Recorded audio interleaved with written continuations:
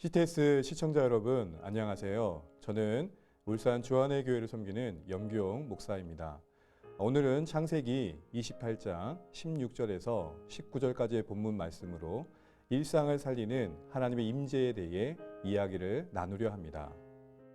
야곱이 잠이 깨어 이르되 여호와께서 가연 여기 계시거늘 내가 알지 못하였도다.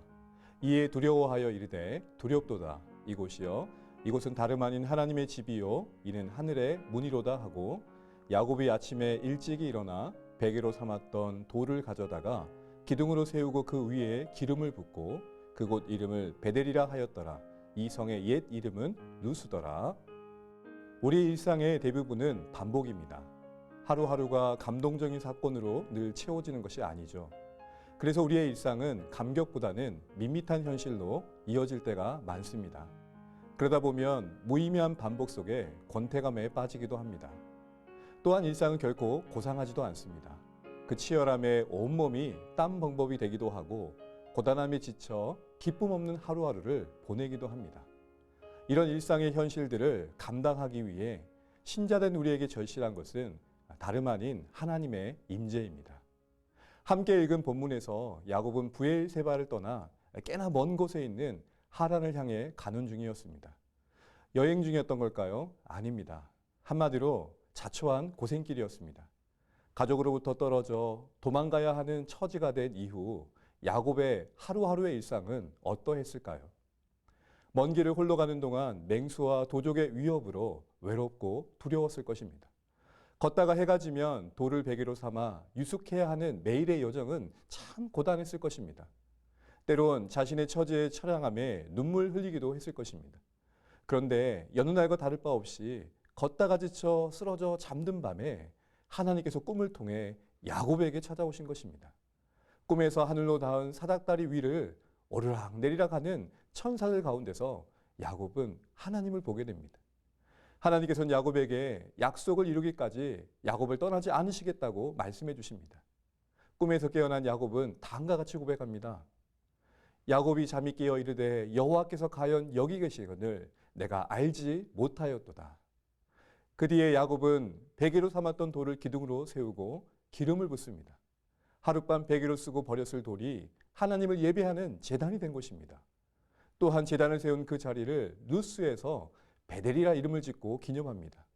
인적 없고 황량한 그곳이 하나님을 만난 은혜의 현장으로 의미 있게 새롭게 부여된 것입니다. 그리고 이어서 하나님을 향해 소원하며 헌신을 다짐합니다. 내일에 대한 기대와 소망이 생긴 것이죠.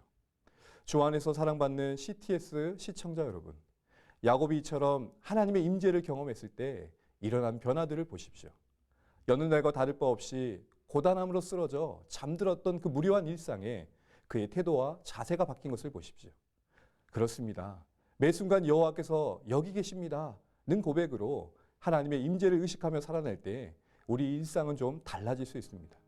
의미 없이 반복되는 우리의 일상에 임하는 마음가짐과 자세가 바뀔 것입니다.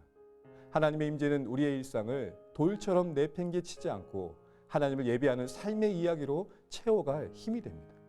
평범한 일상의 여러 일들에 대해 하나님의 마음을 담아내며 애정과 정성을 쏟게 하실 것입니다. 당연했던 것들 가운데서 감사를 발견하게 될 것입니다. 날마다 지지고 볶는 관계들을 그리스도의 성품으로 품고자 애쓰게 하시고 견디고 버틸 힘을 주실 것입니다. 한 걸음 더 내디딜 소원함을 갖게 하실 것입니다.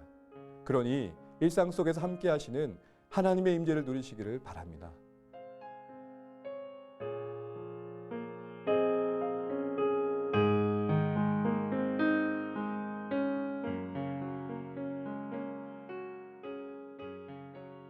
하나님의 임재는 특별히 헌신된 성도들만 누리는 특혜가 아닙니다. 성령 안에서 예수 그리스도를 주로 고백하는 모든 성도들에게 약속된 하나님의 은혜입니다. 예수님을 향해 주로 고백하신다면 우리 안에 성령 하나님 계심을 신뢰하시고 이 은혜를 누리시기 바랍니다. 그래서 늘 함께 하시는 하나님을 기억하고 묵상하며 일상 속에서 하나님 나라를 세워가시는 모든 시청자 여러분의 하루하루이시기를 응원합니다.